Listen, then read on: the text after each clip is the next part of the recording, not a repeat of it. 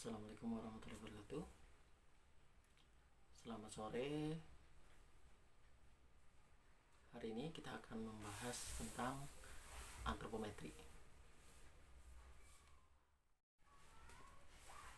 Ya, antropometri.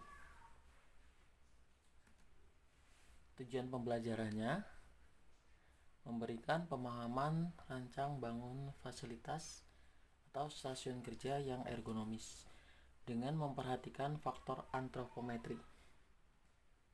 Definisi: antropos, manusia; metrikos, pengukuran. Ilmu yang berhubungan dengan aspek ukuran fisik manusia, metode pengukuran, pemodelan dimensi tubuh, dan aplikasi teknik untuk perancangan. Menurut Rubach, the science of measurement and the art of application that establish the physical geometry, mass properties, and capabilities of human body. Antropometri. Ini ada jenisnya, jenis yang statis atau struktural dan jenis yang fungsional atau dinamis. Jenis struktural, pengukuran keadaan dan ciri-ciri fisik manusia dalam proses diam, tegak, sempurna. Antropometri dinamis, pengukuran keadaan dan ciri-ciri manusia ketika melakukan gerakan-gerakan yang mungkin terjadi pada saat bekerja. Faktor-faktor yang mempengaruhi antropometri: 1. Usia. 2. Jenis kelamin. 3. Suku bangsa atau ras. 4. Postur tubuh. 5. Pekerjaan. 6. Dan sosioekonominya. Alat ukur yang digunakan pertama adalah kunci termometri. Ini dapat lihat di sebelah kanan. Kemudian ada goniometri, ini di bawah. Kemudian ada kaliper nih, dan meteran. Nah, ini meteran. Nanti kita akan bahas satu-satu alat ukur yang digunakan di dalam antropometri. Berikutnya, antropometri sistem manusia mesin. Ini dalam posisi duduk, berdiri, tangan, kaki, dan kepala. Nah, posisi duduk ini ya, gambarnya seperti ini. Untuk satu adalah TDT, tinggi duduk tubuh ya. Kemudian TBD, tinggi bahu duduk ya, atau badan duduk. TMD, tinggi mata duduk. LB, lebar bahu. LBA, lebar bahu atas. TSD, tinggi siku posisi duduk. TP, kalau dilihat dari gambarnya adalah TP itu sebagian mana? Oh, ini tinggi paha. TPO, tinggi popitel. PPO, panjang popitel. Yang ke-10 itu apa? 10 di mana posisinya? Oh, di bawah. PKL ini lebih ke arah panjang kaki luar ya. Kemudian ada LP. LP ini lebar pantat. Ada JRT, tinggi ya, jangkauan rentang tangan ya. Kemudian ada TGD. TGD adalah tinggi genggaman tangan duduk ya. Kemudian dimensi tangan. Nah, dimensi tangan di sini ada nomor 45. Pertama adalah panjang tangan. PTT itu panjang telapak tangan. PIJ. PIJ ini apa kira-kira? PIJ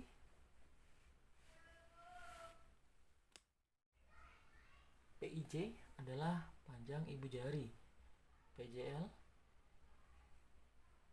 PJL nomor 4 panjang telunjuk ya.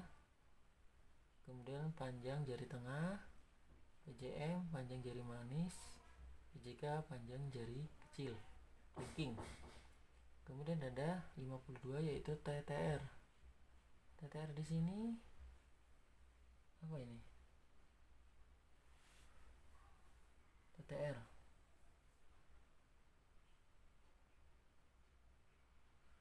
Belum ada ya? Oh ya, LIJ. LIJ 54. Nah, LIJ ini lebar ibu jari ya. TIJ itu 55 adalah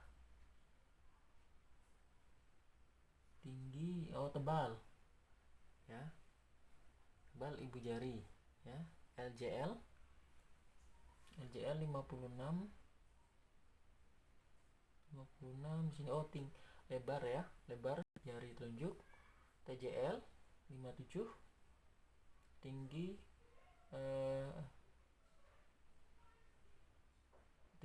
tinggi jari. Kemudian LTM 58 ini dimana posisinya? Lebar telapak tangan ya, tangan menengah. Kemudian ada LTB, lebar telapak tangan juga bagian dalam. Kemudian ada TTM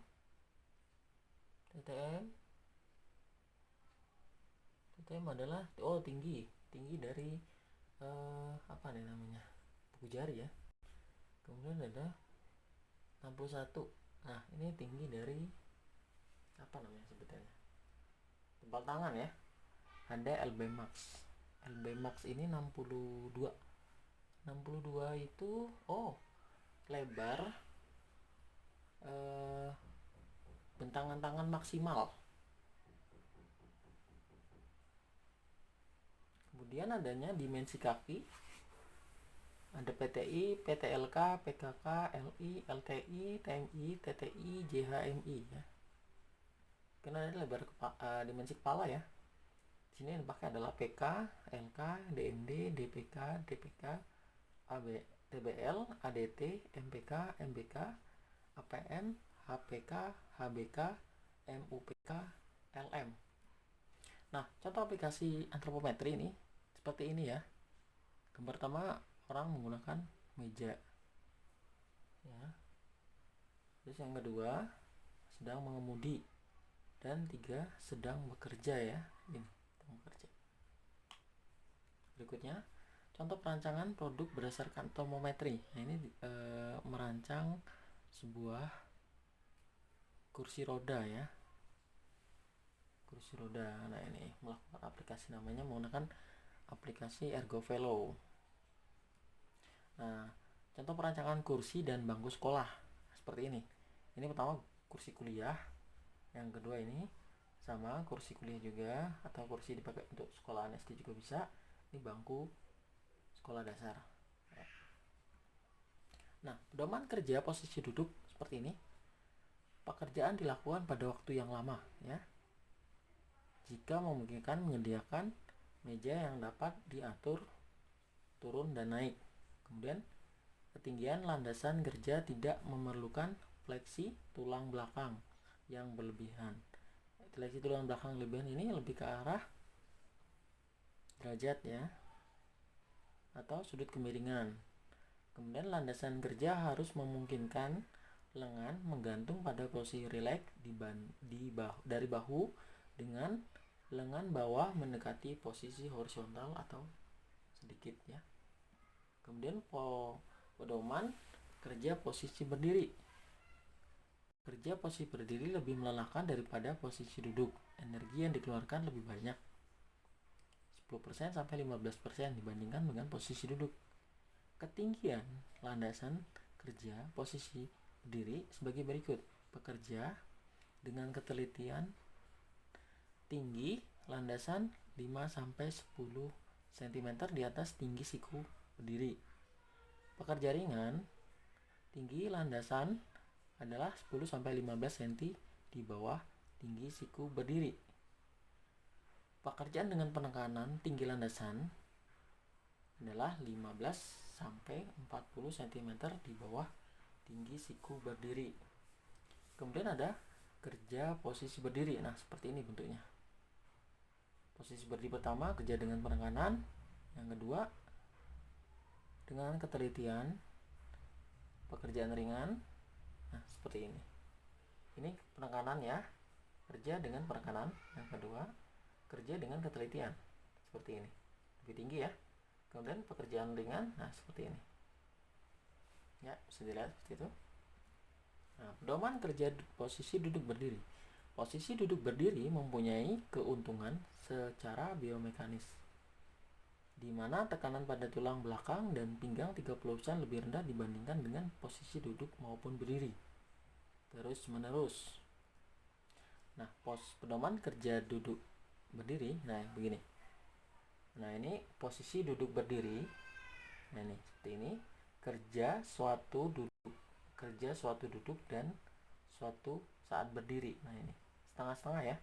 Kalau untuk kerja perlu menjangkau sesuatu lebih dari 40% ke depan atau 50% di atas landasan. Nah, seperti ini. Kerja duduk berdiri yang paling tepat adalah begini ya. Menggunakan sandaran dari kaki atau footrest ya. Nah, ini posisi seperti ini. Gitu.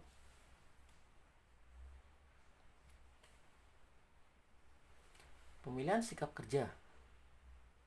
Nah, jenis pekerjaannya mengangkat lebih dari 5 kg dengan posisi pertama berdiri. Sikap kerja yang dipilih yang kedua atau yang pertama, sikap kerja berdiri atau duduk berdiri. Ya, itu boleh dipilih ya. Untuk mengangkat beban lebih dari 5 kg atau sejajar ya. Pilihan pertama berdiri dan pilihan kedua adalah duduk berdiri.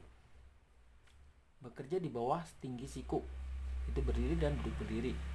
Menjangkau horizontal di luar daerah jangkauan optimum, berdiri dan duduk berdiri. Pekerjaan ringan dengan pekerjaan berulang-ulang ya. Pergerakan berulang-ulang, duduk berdiri. Pekerjaan perlu ketelitian, duduk berdiri. Kemudian inspeksi dan monitoring, duduk berdiri. Sering berpindah-pindah, duduk berdiri pilihan keduanya. Itu menurut Helander 95 halaman 60 dalam judul bukunya A Guide to the Ergonomic of Manufacture. Sekian, terima kasih dari saya. Berikut adalah penjelasan tentang antropometri. Sekian dari saya. Assalamualaikum warahmatullahi wabarakatuh.